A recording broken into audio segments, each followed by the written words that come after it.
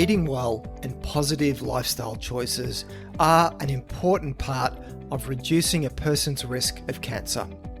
But when it comes to food choices for people who have survived cancer, key themes surface. A healthy diet and other lifestyle changes are just as important to improve the chances of surviving cancer and reducing its odds of coming back. In this podcast, I'll look at what the scientific evidence says about lifestyle choices in improving cancer survivability, and what are the key recommendations someone with cancer should aim for. Thanks to earlier detection and much better treatment options, cancer today is more survivable than ever. Well over half of people diagnosed and treated will be alive after 5 years. Cancer survivors are very motivated to seek information about food choices, physical activity, and dietary supplements to help improve their treatment and reduce the risk of the cancer coming back again. Now, if you listened to my podcast of last week, it was all about diet and lifestyle choices that help reduce a person's risk of developing cancer in the first place. And as a recap, here are the key evidence-based recommendations put together by the World Cancer Research Fund. You need to choose a diet rich in a variety of plant-based foods, including plenty of fruits, vegetables, legumes, and whole grains. In addition, cut back on highly processed fast foods. Also, limit consumption of sugar-sweetened drinks. To take part in regular physical activity. To be as lean as possible within the normal range of body weight. To limit how much red and processed meats that you eat. If you do drink alcohol, to drink it in moderation. And aim to meet nutritional needs through diet alone, rather than through supplements. So the World Cancer Research Fund panel, who were behind these recommendations, also noted that the conclusions underpinning the cancer prevention recommendations are also likely to be relevant to cancer survivors, and recommend that as far as possible for cancer survivors to aim to follow these recommendations. With so much known about how to reduce the risk of cancer by positive lifestyle choices, the next logical step was to see how effective following the prevention guidelines could be in the much less studied area of cancer survival. Published in the Journal of Clinical Oncology, cancer researchers used health and lifestyle information collected from a long-running observational study. Over 2,000 women with a confirmed cancer diagnosis between 1986 and 2002 were identified with lifestyle information collected both before and after the cancer diagnosis.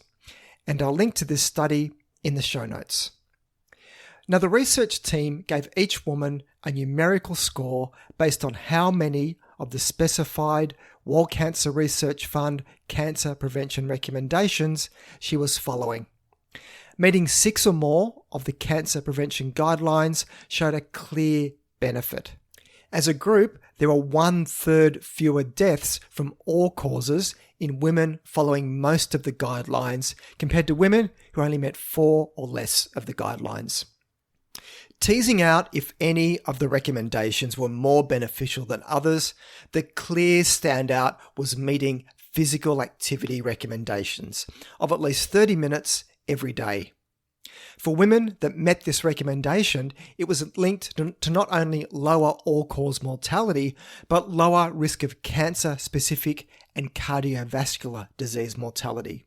And the area of physical activity in cancer survivors is already one with some exciting research to support a benefit in cutting the risk of cancer recurrence, which I'll touch on shortly. Now, the study I just profiled was a single study, and it was published in 2013. But it doesn't stand alone, although the research field is still quite sparse. Only a few key cancers have been studied, and results can appear contradictory. Further complicating things, some studies only looked at pre-diagnosis diet, while other studies examined diet after a diagnosis with cancer. With the mixed research field of diet among cancer survivors, a German research team collated together 117 studies involving over 200,000 cancer survivors into a single meta-analysis. And I'll link to this study in the show notes. What they found was perhaps not too surprising. Eating lots of vegetables and fish had a favourable link with longer survival after a diagnosis of cancer. But alcohol was linked with a worse outlook and a higher risk of cancer recurrence. Grouping together whole diets found that one particular type of dietary pattern stood out. Termed whole foods, prudent or healthy, depending on the study description, a common theme was a dietary pattern high in fruits, vegetables and whole grains, but low in red processed meat, refined grains and high-fat foods. Eating close to this style of dietary pattern was linked to a 22% lower risk of earlier death from cancer. The opposite of a healthy diet was labelled a Western diet, high-fat diet, high-sugar snacks diet, or simply an unhealthy diet. Made up of processed meat, refined grains, and lots of added sugar, this diet was linked with a 50% higher mortality risk from cancer compared to similar people following a healthier diet. So back to the topic of exercise in cancer survivors. Evidence continues to grow that physical activity after a cancer diagnosis is linked to a better cancer survival outlook. Several research studies are now linking regular physical activity after a cancer diagnosis with lower rates of cancer-related mortality, particularly from breast and colorectal cancer. Adding further to the evidence for the benefits of being physically active after a cancer diagnosis, United States researchers have looked at the lifestyle habits of over 1,000 men with cancer, and all of the men were part of a long-running observational study. And I'll link to the study in the show notes. What clearly stood out from the study was the earlier age of death from cancer and heart disease in the inactive men. The inactive men accumulated less than the equivalent of an hour's walking per week, compared to the very active men who are active for more than the equivalent of 10 hours walking each week. Now, it could be that the very inactive men were that way because of pre-existing poor health. Yet when allowances were made for age, smoking, body weight and diet, the survival benefit from cancer was still clearly in favour of the active men.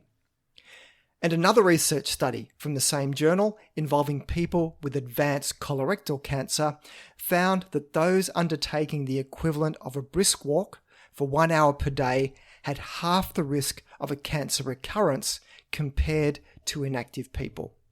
The results from these two studies in people with colorectal cancer also support previous published work showing a reduction in the risk of cancer recurrence with increased levels of physical activity in women with breast cancer.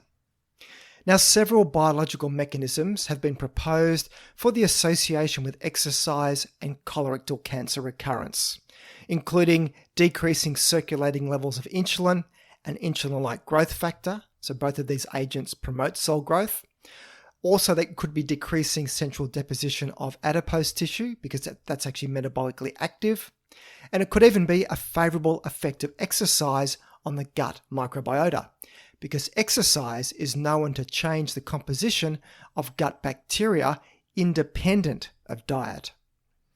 What this all means is that physical activity after a diagnosis of cancer may offer some benefits in improving survival from the disease. Because physical activity has few downsides, it is something that all cancer survivors should aim to include more of in their lives. For a person with cancer, though, undertaking a new fitness regimen is something that should be undertaken after appropriate advice from a health professional. One final area I'd like to cover in today's podcast is the area of a cancer cure diet. When a person is told they have cancer, a common reaction can be to turn away from conventional medical treatments and to seek out unproven alternative medical therapy that offers the hope of curing cancer. And the internet is full of very average humans promoting all manner of diet therapies that promise to cure cancer. But if a true cancer cure diet existed, all doctors and health professionals would know about it, and cancer would be a thing of the past. Now, a scientific review of 13 cancer-curing diets has looked at how the different treatments stacked up regarding having evidence to support their claims and what downside risks they could pose. And it was a conga line of the usual suspects the internet is awash with: raw vegetables and fruits, juicing diets, the alkaline diet, macrobiotics, gearson therapy, and ketogenic diets. There was no clinical evidence supporting any of the diets that would stand up to scrutiny as a legitimate clinical trial for seeing if it cured cancer.